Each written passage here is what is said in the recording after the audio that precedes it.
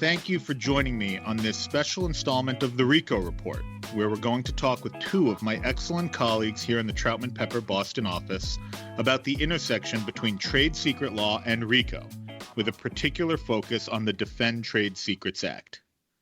My name is Cal Stein, and I'm a partner in the white-collar and litigation practice groups at Troutman Pepper. I represent clients in white-collar criminal and government investigation matters, as well as in complex civil lawsuits and in RICO litigation. As I mentioned, I am very pleased to be joined today by two of my wonderful colleagues here in Boston, Will Taylor and Jackie Essinger. Will is a partner in our business litigation department, and Jackie is an associate in that department. Will, let's start with you. It's great to have you here. Why don't you introduce yourself? Well, Cal, thanks very much for having us here today. I'm a commercial litigation partner in the Boston office, and I handle complex business disputes, both locally, nationally, and internationally. And I've had the good fortune of practicing with Cal and Jackie in RICO and trade secret matters. Terrific. Thank you for those kind words, Will. And now, Jackie, it's great to have you here as well. Why don't you introduce yourself? Thanks, Cal. It's great to be here. My practice is similar to Will's. I focus on complex commercial litigation here in Boston, but also practice nationally as well. I'm frequently involved in breach of contract cases, cases involving business torts, and trade secret misappropriation cases. Well, thank you both so much for being here to talk about the Defend Trade Secrets Act, or the DTSA, as I think we'll be calling it, in the context of RICO. Now, the DTSA is a federal criminal and civil statute, and the violation of the DTSA is among the offenses listed as racketeering activity in the RICO statute, 18 U.S.C. 1961. So that is why we're going to be talking about it in this RICO podcast. This is a topic that is pretty narrowly focused, and more narrowly focused than many that we have discussed on this podcast already. But I think appropriately so, given the relative newness of the law and the many interesting legal questions and issues that have arisen and will continue to arise in these cases. Like many RICO practitioners, I have plenty of experience with fraud-based RICO cases. But the trade secret-based RICO cases that we are going to discuss here today are relatively new. So we are fortunate to have Will and Jackie here, who have been litigating trade secret and DTSA cases for some time. So before we jump into our discussion about the DTSA and DTSA RICO cases, I want to start by providing just a little bit of context. Congress enacted the Defend Trade Secrets Act in May of 2016. The DTSA is found in Title 18, Chapter 90, and it includes 9 subsections, sections 1831 through 1839. And it includes both criminal and civil provisions. When it enacted the DTSA, Congress also amended the RICO statute to add violations of the DTSA to the definition of racketeering activity. Interestingly, though, Congress did not specify that any violation of the DTSA constituted racketeering activity, only violations of Section 1831, titled Economic Espionage, and Section 1832, titled Theft of Trade Secrets. We will talk about this distinction in greater detail in a little bit. But with that context, I do want to get into the substance of the topic. And so I want to first turn to you, Will, and let's start with the big picture. Generally, what does the DTSA do, and how does it help protect trade secrets? Yeah, Cal, thanks for that introduction, because it is important to know that this is a new statute. It's only 6 years old, but the concept of trade secrets has existed for a long time in common law. And in fact, it was the desire to modernize the way that trade secrets were being protected, which led to the Congress passing the Defend Trade Secrets Act. To oversimplify it, the Defend Trade Secrets Act is exactly as it sounds. It is to protect confidential and proprietary information, and that provides the owner of the trade secret with a business advantage. There's some real teeth to this statute, and I'll just briefly say that Cal mentioned 1831 and 1832, which are two different sections of the DTSA. The 1831, that espionage, economic espionage angle, that really is focused on the involvement of a foreign party, whether it's a foreign government or a foreign agent or a foreign instrumentality. 1832 goes to the same conduct, the stealing of a trade secret, but doesn't have that foreign aspect. Thanks, Will. So I mentioned before there were both criminal and civil components of the DTSA. The criminal components captured in the two sections Will just discussed, 1831 and 1832. I want to turn now to the civil components of the DTSA, and I'm going to turn to you, Jackie, for this. What do the civil components of the DTSA entail, and how do they differ from the criminal part of the statute? There's really two main elements that a plaintiff needs to prove to show trade secret misappropriation under the civil component. And then there's, of course, damages. But first, it's the owner needs to show that it owns a trade secret, and then second, that the trade secret is misappropriated. The definition of a trade secret is really quite broad under the statute. It's really all types of information. The quintessential example I'm sure we all think of is, the recipe for Coca-Cola. But more often, what we see in litigation involves customer lists or pricing information, but it also can be processes, techniques, designs, prototypes, methods, really just any kind of tangible or intangible information. But the plaintiff also needs to show that it took reasonable measures to keep that information secret. So if Coca-Cola had poster boards up in the factory with the recipe and didn't do much to stop employees bringing phones in, that wouldn't be considered, or very unlikely to be considered a reasonable protection of the trade secret. And then also the trade secret has to derive economic value from not being generally known. So that's the first element, trade secret. And then the second one is misappropriation. So misappropriation occurs when a person acquires a trade secret by improper means or discloses or uses that trade secret that was acquired by improper means. And improper means can really be a number of things. It can be theft, it can be bribery, it can be misrepresentation, it can be breach of a duty to maintain the confidentiality of the secret. So taking the example of Coca-Cola, if they have all employees sign NDAs and keep the recipe to a small group of people and don't allow phones around the recipe, but an employee accesses it and takes a picture of it with their cell phone and then sends it to a friend, that would be misappropriation. So that's the misappropriation element. And then I'll just discuss damages quickly. So plaintiff who wins may be entitled to money damages. And those money damages can be for the actual loss, so something like lost profits. It could be unjust enrichment. That's looking at what did the defendant gain or save through the misappropriation. Or it could be a reasonable royalty, and that would look at what a hypothetical licensor would have paid to use the trade secret. Thanks, Jackie. And we're going to talk a little bit more later about the distinction between the criminal side of the statute, which really does, as Will mentioned, require theft of trade secrets, versus the civil side, where misappropriation, which can include some other things, is all that is needed that Jackie mentioned. What I want to talk about now is I do want to bring this overview of the DTSA statute within the ambit of RICO.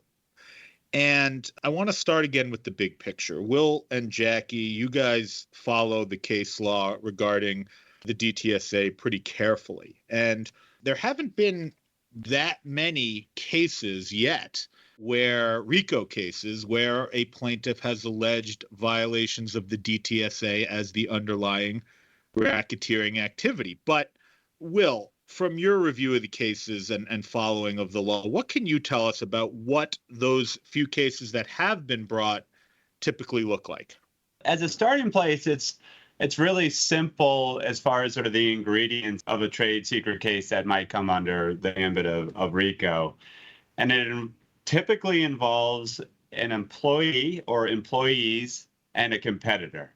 That means that the employees of a trade secret owner, so in the situation that Jackie just referred to, so employees of Coca-Cola taking the trade secrets from Coca-Cola and going to a competitor or somebody else who's going to use them. That's sort of the typical fact pattern, and it's not Coca-Cola is like an off-cited example, and it is a legitimate one. Just 3 days ago, a chemist from Coca-Cola was convicted for 14 years of prison for stealing trade secrets related to how the cans were manufactured and protected. So in that case, the chemist was a longtime employee of Coca-Cola, and the trade secrets had been developed by Coke and a few other companies. And the chemist took the trade secrets and was convicted of giving them to third parties in China. So that's a really helpful paradigm for how we can think about some of these cases. Jackie, you've also read the cases and followed this law. What are the typical types of conduct that we might see in these DTSA RICO cases? So, every case is different, but just some examples of the type of conduct we saw, because, the conduct is really everything. That's the crux of it. What do the plaintiffs allege defendants actually did? So, in one case, we saw a former employee taking 27,000 files from the plaintiff employer before setting off to join a competing business.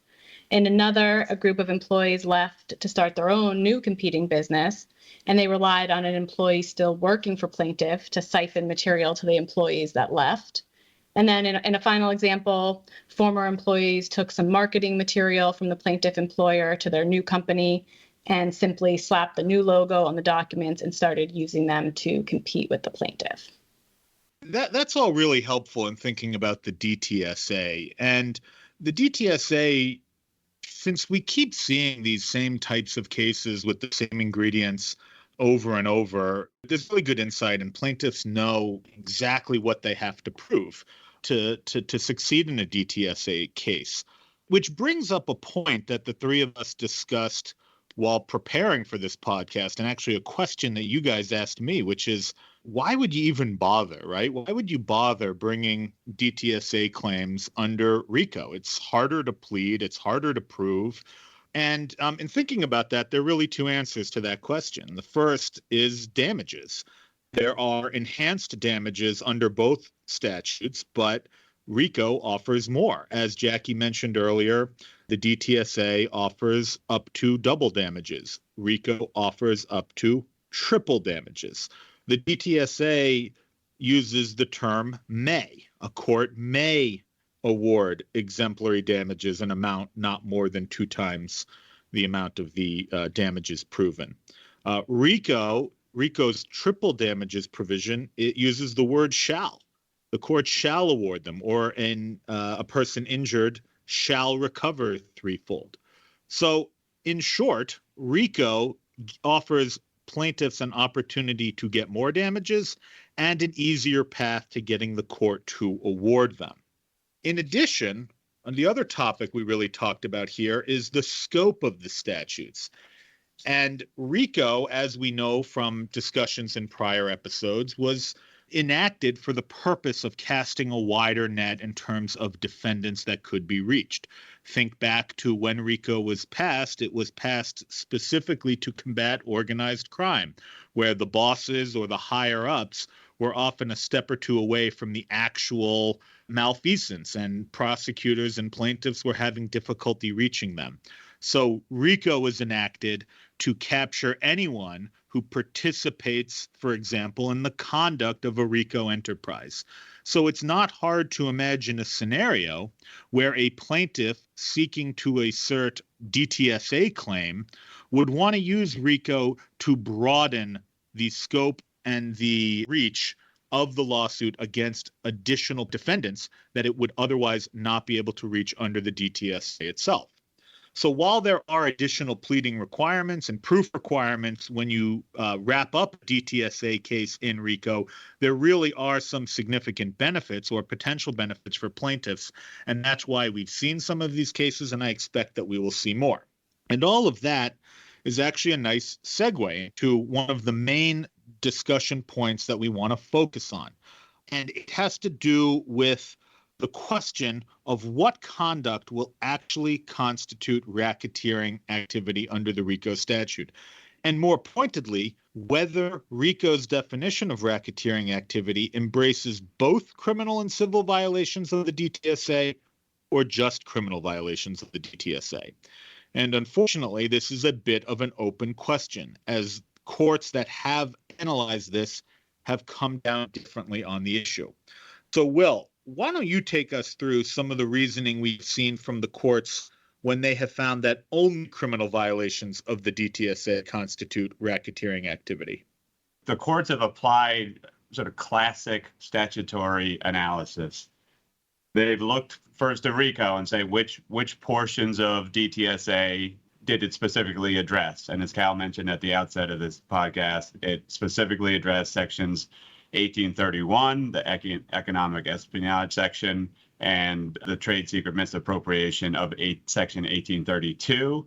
It did not address 1836, which is the civil section that Jackie described earlier. So from a starting place, the courts were saying, okay, the RICO amendment applied to the criminal sections of the DTSA, not to the civil sections.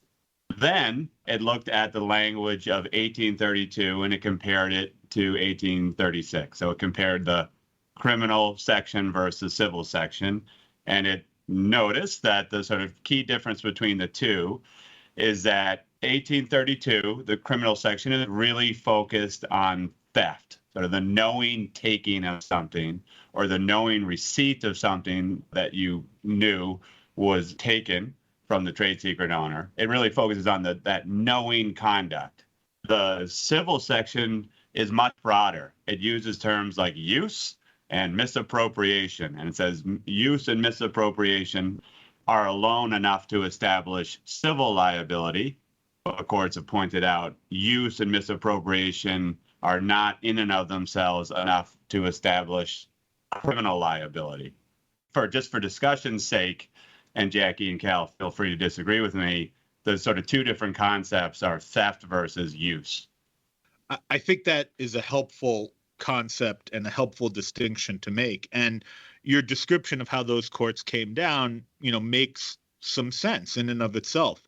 Jackie, I want to turn to you to talk about the other courts, the ones that say no, civil violations of the DTSA do constitute racketeering activity. How did those courts reach that decision? There are a few cases holding that pattern of just use of the trade secret is sufficient to plead racketeering activity. For example, just last year, the Central District of California denied a defendant's motion to dismiss and concluded that pleading use of a misappropriated trade secret qualified as racketeering activity under RICO. In this case, we had that prototypical fact pattern where former employees allegedly stole and used various trade secrets, including customer lists and pricing models, to set up a competing business.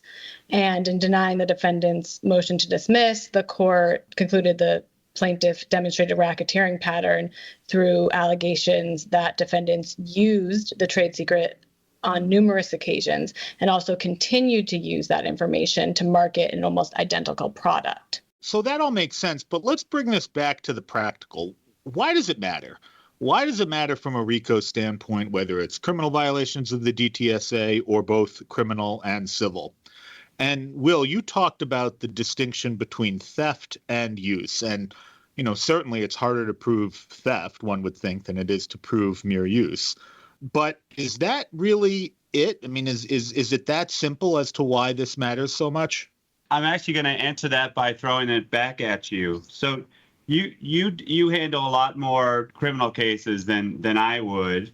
And I'll say, the word theft is sort of overused in the sense that people use it in a variety of contexts. Like you stole this, you stole that. The legal term theft does have some meaning. So to put it back in your camp as having a lot of experience in criminal cases, isn't it meaningful that there is the additional sort of evidentiary threshold for a theft case than there is in a civil context? I think you're right. There's no question that theft connotes a lot more than mere use. And I think we see that from the drafters of the DTSA itself. They separated the two for a reason and required proof of theft for the criminal violation and only mere use for the civil violation. That's why I asked if it's really that simple, because it does seem that simple on the one hand. But certainly this is an issue that is going to continue to be resolved by courts. And it's a little strange to see courts coming down so differently on this one issue. And based on some of that emerging case law, as Jackie said, there are some cases that say, look, a single theft is not going to make a pattern of racketeering activity, which of course is a requirement of the RICO statute. So I want to ask you, Jackie, there has been this kind of concept of a theft plus model that has emerged. And by that, I mean RICO plaintiffs needing to plead a theft of a trade secret in violation of the DTSA, so violating the criminal section, but also some sort of other unlawful conduct with it that constitutes racketeering. What do you think about that, Jackie? Have you seen that in the cases? Yeah, I think that's right, that theft alone is, as you and Will just talked about, is harder to prove a pattern of that. So if you're not in a jurisdiction where the court's likely to say that a pattern of use is sufficient under RICO, you really do need to plead theft plus. I think pairing the theft with something like wire fraud or mail fraud often makes sense because, in a lot of these cases, the plaintiffs are alleging that defendant downloaded and transmitted the trade secrets through emails or, some other electronic means so that they could then make use of them. But that wire fraud, mail fraud combined with a theft might be sufficient to, make up for not having a pattern of theft.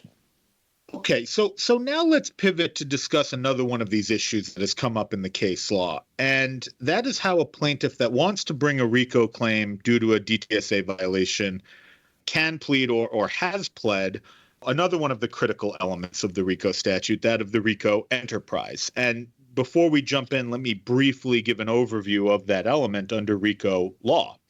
As we know, the RICO statute requires any RICO plaintiff to prove the existence of a quote-unquote enterprise.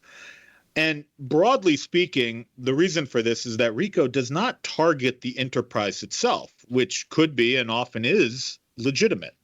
Rather, the RICO statute targets the individuals who misuse or wrongfully acquire the enterprise. And there are a number of different ways that a plaintiff can prove or allege the existence of an enterprise, and we will spend an entire episode of this podcast talking about that. But for present purposes, the most common type of RICO enterprise is something called an association in fact enterprise, which basically and broadly means there's a group of entities or individuals who are associated together, and in many jurisdictions, there's also the requirement that they exist for some purpose other or independent from the alleged RICO violations. And we will get to that in a moment. But again, I do want to start broadly. The entire concept of an enterprise that engages in a pattern of racketeering activity embraces the idea that multiple parties are involved and that whatever misconduct is occurring is, in fact, occurring over a lengthy period of time. And Will, you talked earlier about the typical ingredients we see in these DTSA RICO cases.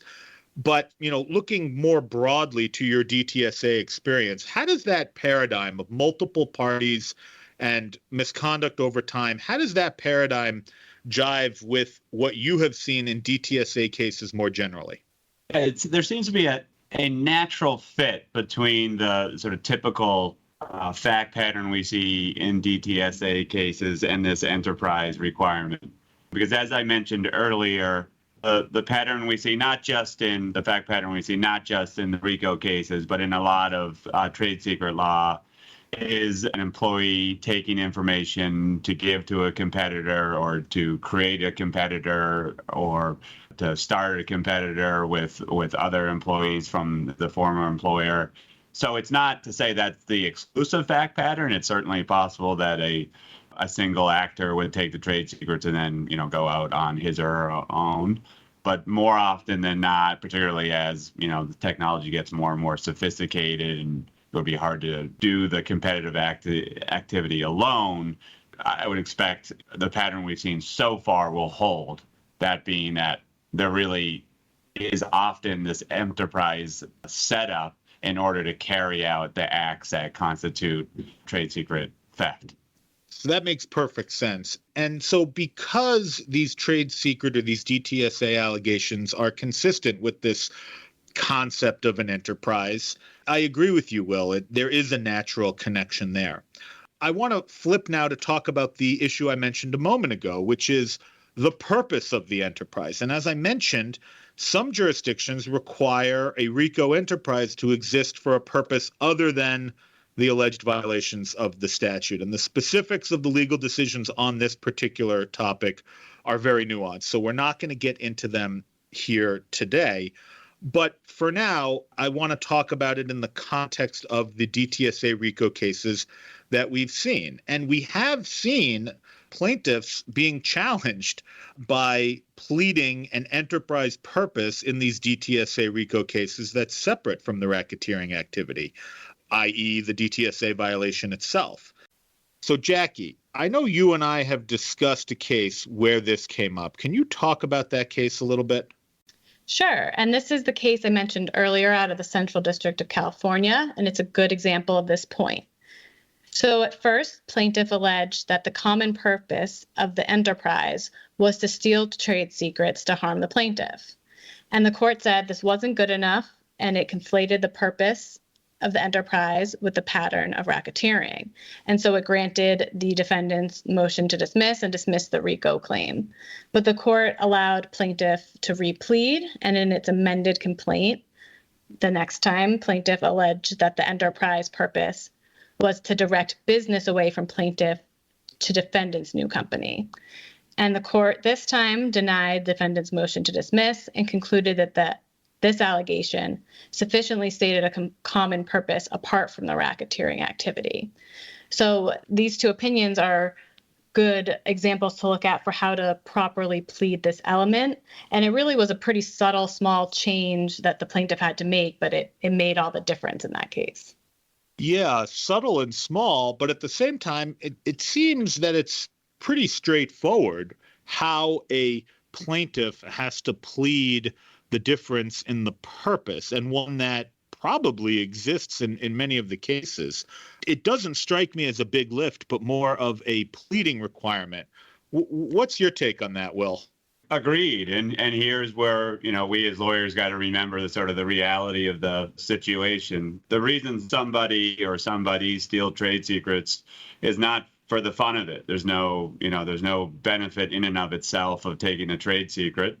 You take a trade secret because you want to be able to develop your own business, or you want to compete with the existing business, or you want to harm the existing business.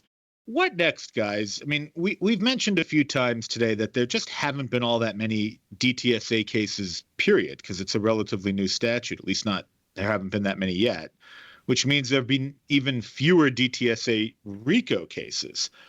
But when I hear that, what it means to me is that the DTSA RICO story is not yet written. I want to hear from you guys about what you think is going to come next in terms of DTSA RICO cases and judicial decisions on that. And let's start with you, Jackie. What do you think is coming? Sure. So I definitely agree. I think we'll see more RICO DTSA cases. And as the law develops, we'll likely see it applied to wider fact patterns, which will lead to more RICO plaintiffs trying to weaponize the statute. Additionally, in particular, I think these cases will increase because, as Cal, you mentioned earlier, with RICO, you can get more damages and reach more defendants than in a typical DTSA case. So even though a RICO plaintiff has a steeper battle to prove a claim, those non-discretionary higher damages and attorney's fees are going to be really enticing and make it worth asserting a claim. So I think you'll start to see a lot more RICO claims even pled along with a DTSA claim. What about you, Will? What do you think we're going to see? Well, this is it's a prediction and a question for you. So the prediction is that, as you alluded to earlier, that plaintiffs will be more attentive to pleading the sort of theft plus situation. That means theft plus some other predicate act like mail and wire fraud, which is a recognized predicate act. The reason being that it can be difficult, as we've talked about today, to show a pattern of theft because it might just require one single act. Like in one fell swoop, you take the trade secret and you're out the door. So there's not multiple instances of theft. Now, I'll say it does happen. Sometimes these bad actors are accused of downloading trade secrets over a period of time. There you might actually have a pattern of theft. But as we said earlier, it can be difficult to show. So let me ask you, with that prediction in mind, you're the mail and wire fraud guy. Is a bad actor or accused bad actor who is accused of stealing trade secrets, most likely in today's world, those trade secrets are then sent over email or taken across state lines and given to a competitor? Like what kind of things would the bad actor doing with the trade secrets compromise a predicate act that could get at the pattern that a plaintiff would need to show? I think you're exactly right in the statutes or the predicate acts that you referenced, the mail and wire fraud statutes. Conceptually, it really shouldn't be all that difficult for plaintiffs to add mail and wire fraud allegations and pair those with DTSA allegations to form a pattern. As you mentioned, emailing, using data rooms or other file transfer programs that are becoming more and more prevalent. Those types of things are typically the stuff of wire fraud allegations. So conceptually, it's not difficult or hard to see those being added, but it does add a new pleading requirement, which is often attacked even at the motion to dismiss stage, because as we know, fraud allegations, including mail and wire fraud, have to be pled with particularity under Rule 9b. So to your prediction, one practical thing that may come out of that is more mail and wire fraud allegations and therefore more motion to dismiss practice trying to cut off these cases really before they get started. One other point where we're talking about sort of how plaintiffs will react to the case law they've seen so far relates back to the sort of statutory analysis I talked about earlier. And I reduced it in very simple terms to theft versus use. The theft concept comes from the criminal section, again, 1832. Now, as I hopefully said earlier, that was an oversimplification. The bad acts that are targeted by that section are far broader than your sort of classic theft. They also relate to when someone knowingly does a variety of other actions, like destroys a trade secret, photocopies it, replicates it, transmits it, delivers it, sends it, mails it, communicates it, conveys it.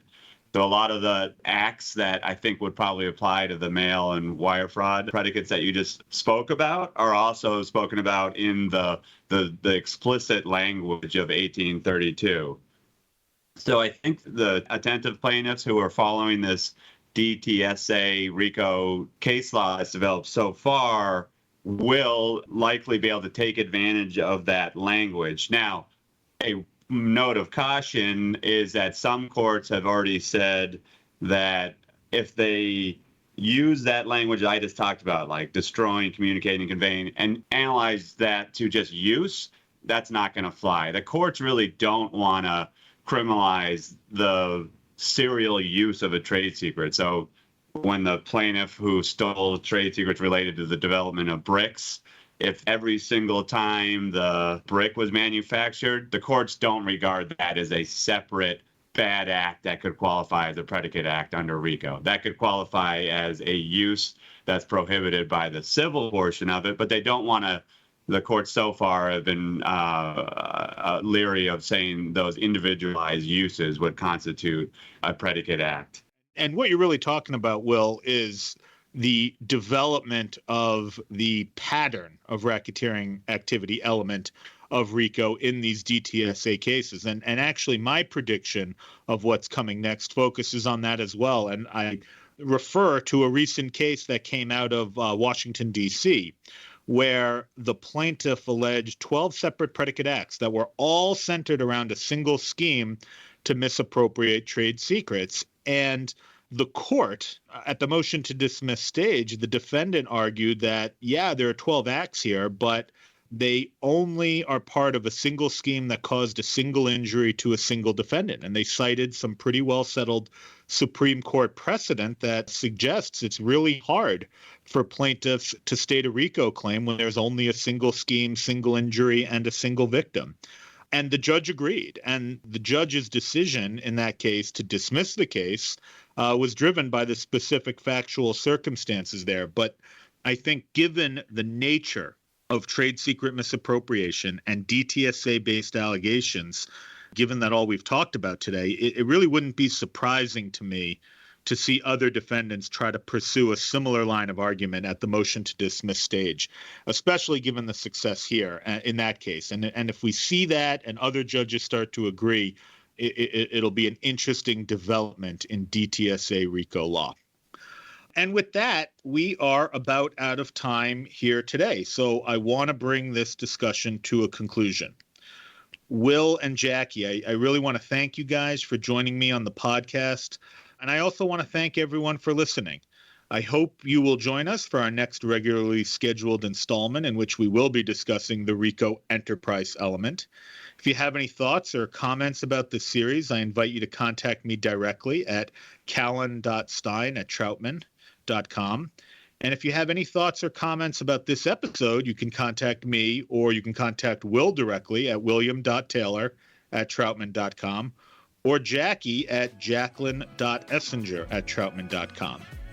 You can subscribe and listen to other Troutman Pepper podcasts wherever you listen to podcasts, including on Apple, Google, and Spotify. Thank you for listening and stay safe.